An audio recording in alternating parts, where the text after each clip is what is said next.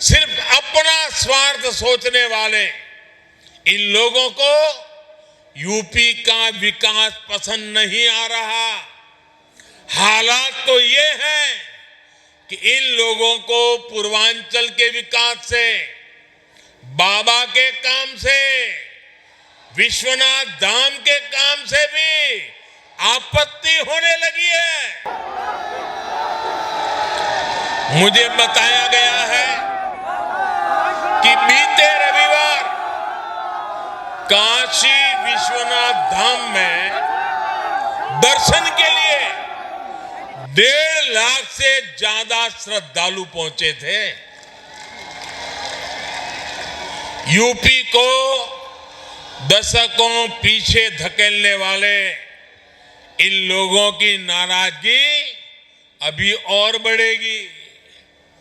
जिस तरह पूरे यूपी के लोग डबल इंजन की सरकार के साथ डटकर खड़े हैं, हमें आशीर्वाद दे रहे हैं, और जैसे जैसे आशीर्वाद बढ़ता जाता है उनका गुस्सा 7वें आसमान पर पहुंचेगा।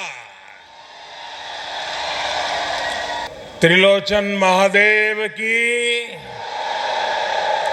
माता शीतला चौकिया देवी की, उत्तर प्रदेश के ऊर्जावान और लोकप्रिय मुख्यमंत्री श्रीमान योगी आदित्यनाथ जी और विशाल संख्या में पधारे हुए मेरे प्यारे किसान भाइयों और बहनों,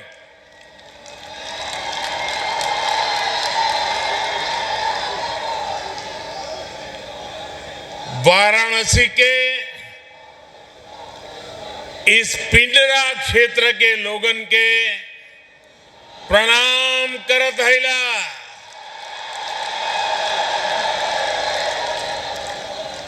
पड़ोस के जिला जौनपुर के सब बंधु एवं भगिनी लोगन के भी प्रणाम। आज वाराणसी और आसपास का ये पूरा क्षेत्र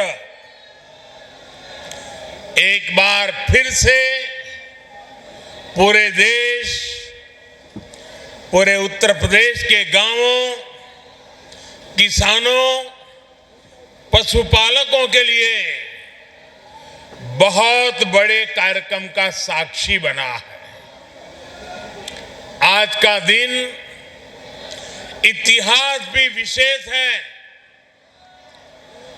और इसलिए भी विशेष है क्योंकि आज देश के पूर्व प्रधानमंत्री चौधरी चरण सिंह जी की जन्म जयंती है। मैं उन्हें आदरपूर्वक श्रद्धांजलि देता हूं। उनकी स्मृति में देश किसान दिवस मना रहा है। साथियों, हमारे यहां गाय की बात करना, गोबर धन की बात करना कुछ लोगों ने ऐसे हालात पैदा कर दिए हैं जैसे कोई गुनाह कर रहे हैं, गुनाह बना दिया है। गाय कुछ लोगों के लिए गुनाह हो सकती है, हमारे लिए गाय माता है, पूजनीय है। गाय भैंस का मजाक उड़ाने वाले लोग ये भूल जाते हैं कि देश के 8 करोड़ परिवारों की आजीविका ऐसे ही पशुधन से चलती है। इन्हीं परिवारों की मेहनत से आज भारत हर साल लगभग 8.5 लाख करोड़ रुपए का दूध उत्पादन करता है और ये राशि जितना भारत में गेहूं और चावल का उत्पादन होता है, उसकी कीमत से भी कहीं ज्यादा ये दूध उत्पादन की कीमत है। इसलिए भारत के डेयरी सेक्टर को मजबूत करना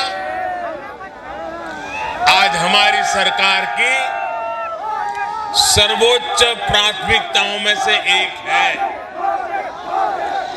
इसी कड़ी में आज यहां बनास काशी संकुल का शिलान्यास किया गया है।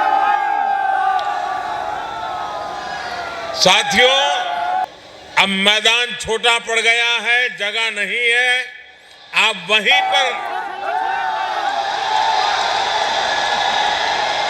पर अपने आप को संभाल लीजिए।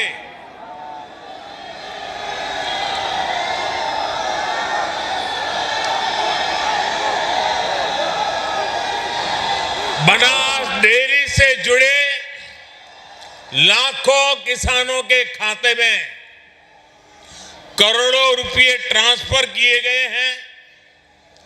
रामनगर के दूध प्लांट को चलाने के लिए बायोगैस आधारित पावर प्लांट का भी शिलान्यास हुआ है। एक और महत्वपूर्ण बात हुई है जिसका सकारात्मक प्रभाव पूरे देश के डेयरी सेक्टर पर पड़ेगा। आज यहां दूध की शुद्धता के प्रमाण के लिए देश भर में एकीकृत व्यवस्था और उसका लोगो भी जारी हुआ है। डेयरी सेक्टर से जुड़े इन प्रयासों के अलावा आज यूपी के लाखों लोगों को अपने घर के कानूनी दस्तावेज यानी गरौनी भी सौंपी गई है। वाराणसी को और सुंदर, सुगम और सुविधा संपन्न बनाने के वाली 1500 करोड़ रुपए से अधिक की परियोजनाओं का लोकार्पण और शिलान्यास भी हुआ है। इन सभी विकास परियोजनाओं के लिए आप सभी को बधाई। यूपी और देश भर के गोपालकों को विशेष बधाई। साथियों, एक जमाना था जब हमारे गांवों के घर आंगन में मवेशियों के झुंड ही संपन्नता की पहचान थे और हमारे यहां तो कहा भी जाता था, हर कोई इसे पशुधन कहता है। किसके दरवाजे पर कितने खूंटे हैं, इसको लेकर स्पर्धा रहती थी। हमारे शास्त्रों में भी कामना की गई है, गावों में सर्वतः चैव गवाम मध्ये वसाम्यहम्, यानी गायें मेरे चारों ओर रहे और मैं गायों के बीच निवास करूं।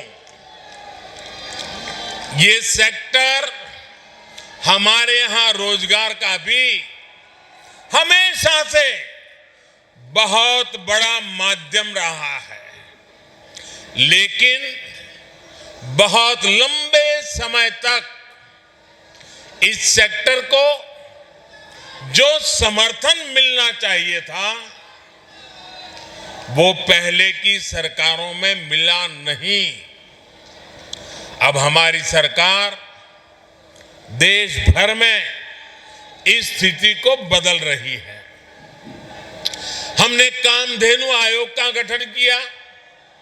डेयरी सेक्टर के इंफ्रास्ट्रक्चर के लिए हजारों करोड़ रुपए का विशेष फंड बनाया है। हमने एक बहुत बड़ा अभियान चलाकर लाखों पशुपालकों को किसान क्रेडिट कार्ड की सुविधा से भी जोड़ा है। किसानों को अच्छी गुणवत्ता का चारा, बीज मिले, इसके लिए भी लगातार काम चल रहा है। पशुओं का घर पर ही इलाज हो, घर पर ही कृत्रिम गर्भाधान की व्यवस्था हो, इसके लिए भी देशव्यापी अभियान चलाया गया है। हमने पशुओं में फूट एंड माउथ डिसीज, खुरपका मुंहपका के नियंत्रण के लिए भी राष्ट्रव्यापी टीकाकरण मिशन चलाया है। हमारी सरकार सिर्फ बच्चों का ही मुफ्त टीकाकरण नहीं कर रही, सिर्फ कोरोना वैक्सीन ही मुफ्त नहीं लगा रही, बल्कि पशुधन को बचाने के लिए भी अनेक टीके मुफ्त लगवा रही है। साथियों, देश में इन्हीं प्रयासों का परिणाम है कि 6-7 वर्ष पहले की तुलना में देश में दूध उत्पादन लगभग 45% बढ़ा है, यानी करीब करीब 1.5 गुना हुआ है। आज भारत दुनिया का लगभग 22% दूध उत्पादन करता है, करीब करीब 1/4। मुझे खुशी है कि यूपी आज देश का सबसे अधिक दूध उत्पादक राज्य तो है ही, डेयरी सेक्टर के विस्तार में भी बहुत आगे है। भाई और बहनों, मेरा अटूट विश्वास है कि देश का डेयरी सेक्टर, पशुपालन श्वेत क्रांति में नई ऊर्जा, किसानों की स्थिति को बदलने में बहुत बड़ी भूमिका निभा सकती है। इस विश्वास के कई कारण भी हैं।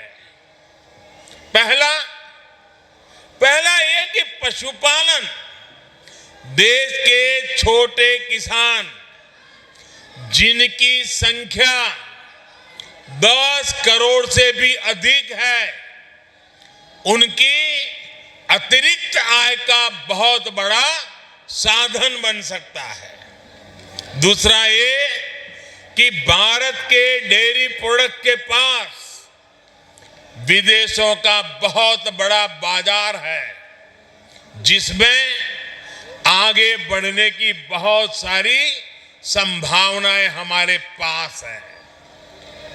तीसरा ये कि पशुपालन महिलाओं के आर्थिक उत्थान, उनकी उद्यमशीलता को आगे बढ़ाने का बहुत बड़ा जरिया है। और चौथा ये कि जो हमारा पशुधन है वो बायोगैस, जैविक खेती, प्राकृतिक खेती का भी बहुत बड़ा आधार है। जो पशु दूध देने योग्य नहीं रह जाते, वो बोझ नहीं होते, बल्कि वो भी हर दिन किसानों की आय बढ़ा सकते हैं। भाई और बहनों, डबल इंजन की हमारी सरकार पूरी ईमानदारी से, पूरी शक्ति से किसानों का, पशुपालकों का साथ दे रही है। आज यहां जो बनास काशी संकुल का शिलान्यास किया गया है, वो भी सरकार और सहकार की इसी भागीदारी का प्रमाण है। सहकारिता क्षेत्र में अहम भूमिका निभाने वाली बनास डेयरी और पूर्वांचल के किसानों गोपालकों के बीच आज से एक नई साझेदारी शुरू हुई है। ये आधुनिक डेयरी प्लांट जब तैयार हो जाएगा तो पिंडरा ही नहीं, शिवपुर, सेवापुरी, रोहनिया और गाजीपुर, जौनपुर, चंदौली, मिर्जापुर, बलिया, आजमगढ़, मऊ जैसे जिलों के हजारों लाखों किसानों को इससे लाभ होगा। बनास काशी संकुल की इसकी वजह से आसपास के अनेक गांवों में दूध समितियां बनेगी, कलेक्शन सेंटर बनेंगे और दूध के खराब होने की चिंता से मुक्ति मिलेगी। यही नहीं, यहां अच्छी नस्ल के पशुओं के लिए किसानों को मदद मिलेगी और पशुओं के लिए बढ़िया क्वालिटी का आहार भी उपलब्ध कराया जाएगा। दूध, दही, छाछ, मक्खन, पनीर के अलावा यहां आइसक्रीम और मिठाइयां भी बनेगी। यानी बनारस की लस्सी, छेने की एक से बढ़कर एक मिठाइयां या फिर लौंग लता,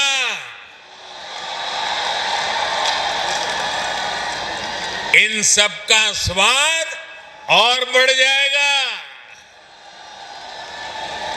और वैसे अब तो मलइयों का मौसम भी आ ही गया है। एक प्रकार से बनास काशी संकुल बनारस के रस को और बढ़ा देगा। भाई और बहनों, आमतौर पर दूध की क्वालिटी की प्रामाणिकता को लेकर हमारे यहां बहुत उलझन रही है। दूध खरीदें तो कौन सा सुरक्षित है, इसकी पहचान सामान्य व्यक्ति के लिए मुश्किल होती है।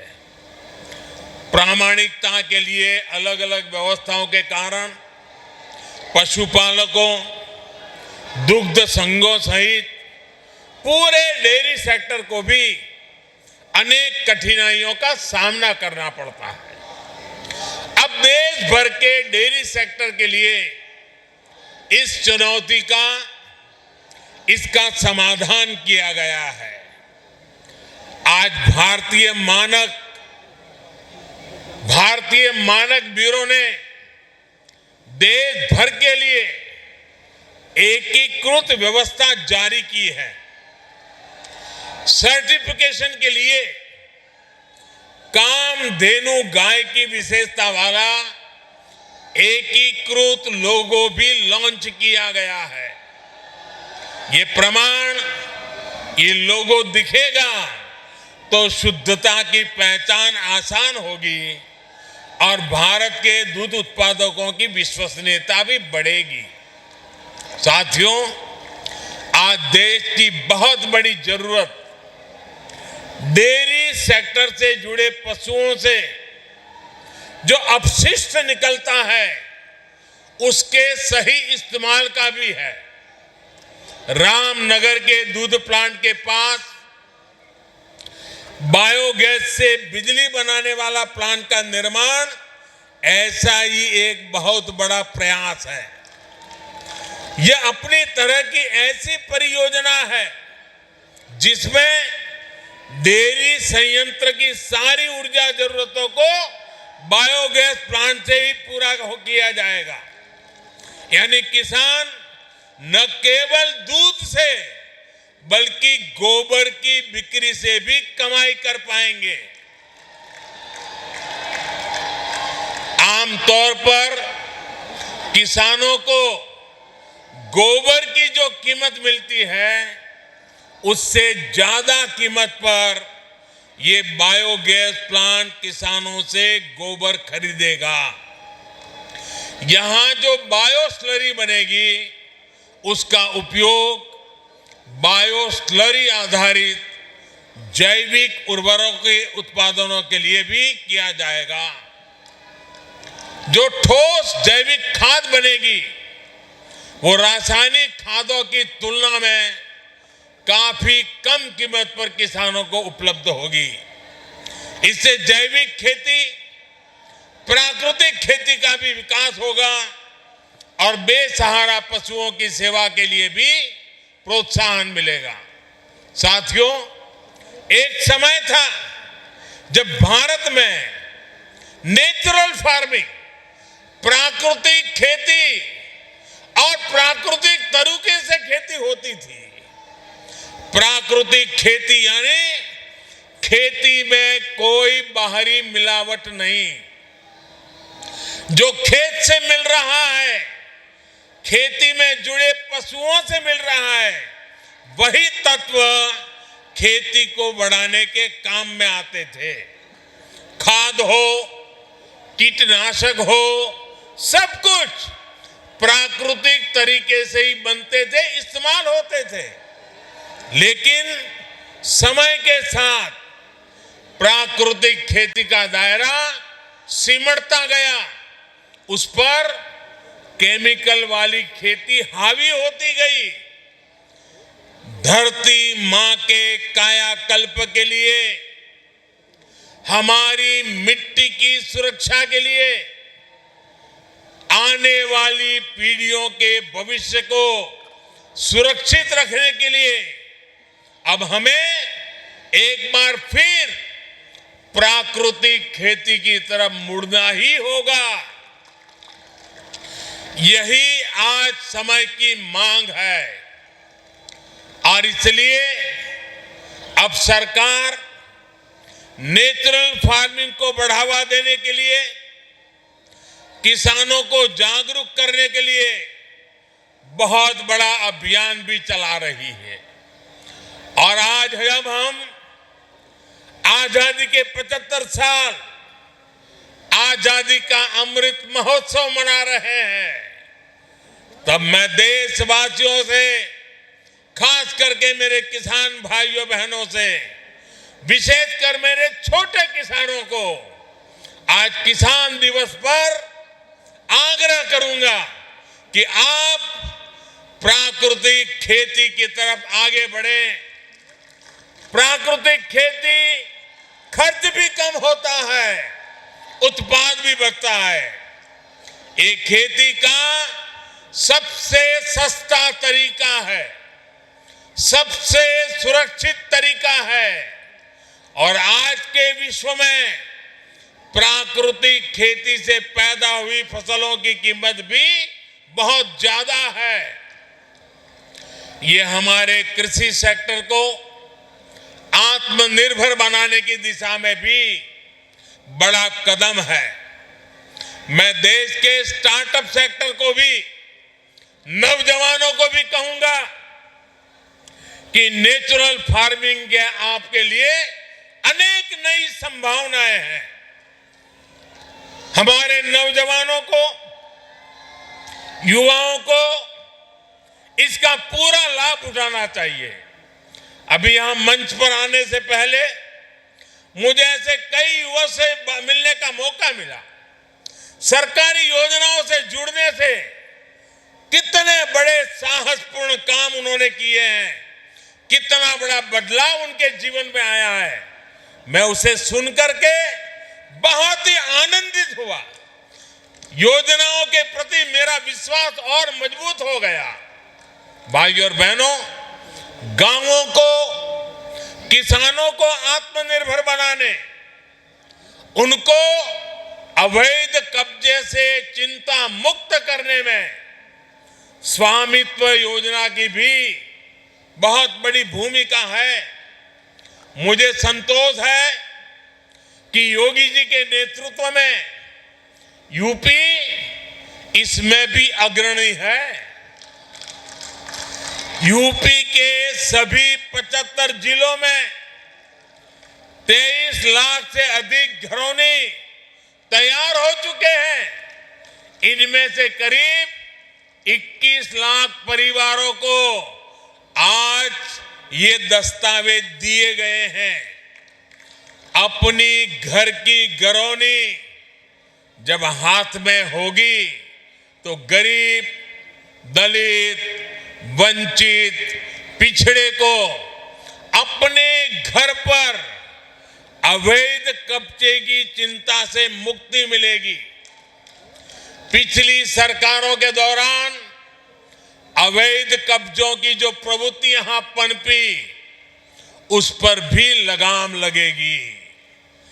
घरौनी मिलने से जरूरत पड़ने पर बैंकों से लोन लेना भी अब आसान होगा।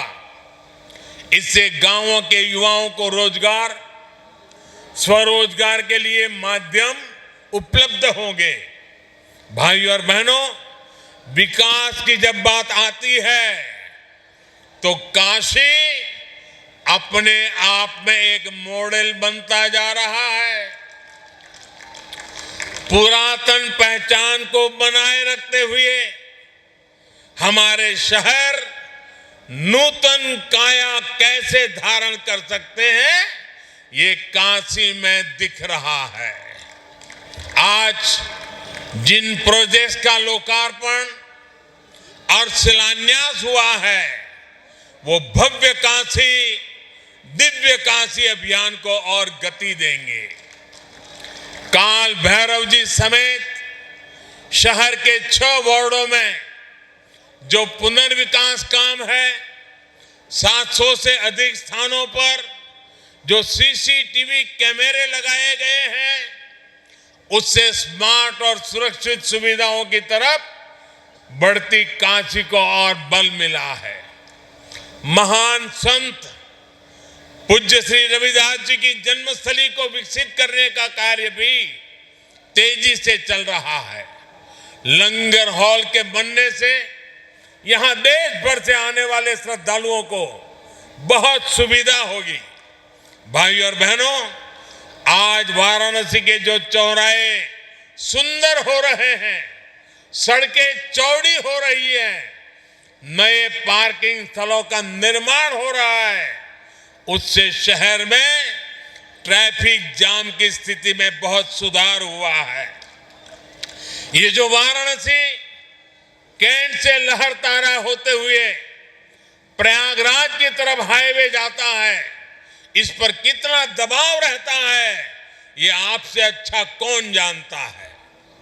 अब जब ये 6 लेन का ही हो जाएगा तो दिल्ली, आगरा, कानपुर, प्रयागराज से आने वाले यात्रियों और सामान ढुलाई सभी के लिए सुविधा होगी। यही नहीं, शहर के दूसरे क्षेत्रों के लिए भी अब आना जाना और आसान हो जाएगा। ये सड़क जिले के प्रवेश द्वार की तरह विकसित होगी। वाराणसी, भदोही, गोपीगंज सड़क के चौड़ीकरण से शहर से निकलने वाली गाड़ियां रिंग रोड फेज 2 से होते हुए बाहर से जा पाएगी। इससे भारी जाम से मुक्ति मिलेगी। भाइयों और बहनों, हेल्थ, एजुकेशन और रिसर्च हब के रूप में काशी की पहचान को सशक्त करने के लिए निरंतर प्रयास चल रहे हैं। आज एक आयुष अस्पताल का लोकार्पण हुआ है, तो नए होम्योपैथिक मेडिकल कॉलेज की स्थापना का काम शुरू हुआ है। इस प्रकार की सुविधाओं से भारतीय चिकित्सा पद्धति के अहम सेंटर के रूप में भी काशी उभरने वाला है। बुनकरों को सीधा लाभ होगा। वहीं अंतर्राष्ट्रीय राइस रिसर्च सेंटर में जो नई स्पीड ब्रीडिंग फैसिलिटी स्थापित की गई है, उससे धान की नई किस्म विकसित करने में अब पहले के मुकाबले बहुत कम समय लग रहेगा। भाइयों और बहनों, मैं जब काशी के उत्तर प्रदेश के विकास में डबल इंजन की डबल शक्ति और डबल विकास की बात करता हूं तो कुछ लोगों को जरा कष्ट ज्यादा ही हो जाता है। ये वो लोग हैं जिन्होंने उत्तर प्रदेश की राजनीति को सिर्फ और सिर्फ जाति, पंथ, मत, मजहब के चश्मे से ही देखा। इन लोगों ने कभी नहीं चाहा कि यूपी का विकास हो, यूपी की आधुनिक पहचान बने।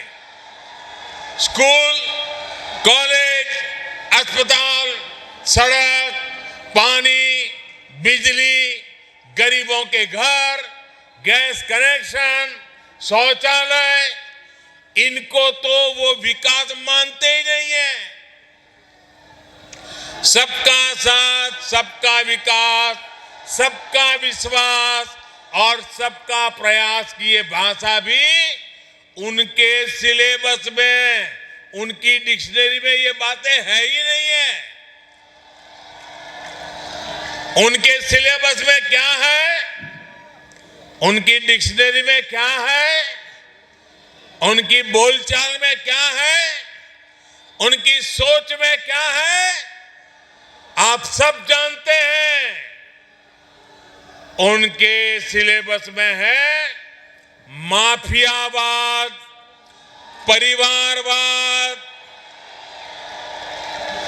उनके सिलेबस में है घरों, जमीनों पर अवैध कब्जा। पहले की सरकारों के समय यूपी के लोगों को जो मिला और आज यूपी के लोगों को हमारी सरकार से जो मिल रहा है, उसका फर्क साफ है, उसका फर्क साफ है। हम यूपी में विरासत को भी बढ़ा रहे हैं, यूपी का विकास भी कर रहे हैं। लेकिन सिर्फ अपना स्वार्थ सोचने वाले इन लोगों को यूपी का विकास पसंद नहीं आ रहा। हालात तो ये हैं कि इन लोगों को पूर्वांचल के विकास से, बाबा के काम से, विश्वनाथ धाम के काम से भी आपत्ति होने लगी है। मुझे बताया गया है कि बीते रविवार काशी विश्वनाथ धाम में दर्शन के लिए 1.5 लाख से ज्यादा श्रद्धालु पहुंचे थे। यूपी को दशकों पीछे धकेलने वाले इन लोगों की नाराजगी अभी और बढ़ेगी। जिस तरह पूरे यूपी के लोग डबल इंजन की सरकार के साथ डटकर खड़े हैं, हमें आशीर्वाद दे रहे हैं, और जैसे जैसे आशीर्वाद बढ़ता जाता है, उनका गुस्सा 7वें आसमान पर पहुंचेगा। साथियों, डबल इंजन की सरकार यूपी के विकास के लिए दिन रात ऐसी ही मेहनत करती रहेगी। महादेव के आशीर्वाद और काशी वासियों के स्नेह से विकास के नए रिकॉर्ड बनाते रहेंगे। इसी विश्वास के साथ सभी विकास परियोजनाओं की आप सबको बहुत बहुत बधाई देता हूं। मेरे साथ बोलिए, भारत माता की, भारत माता की। भारत माता की बहुत बहुत धन्यवाद।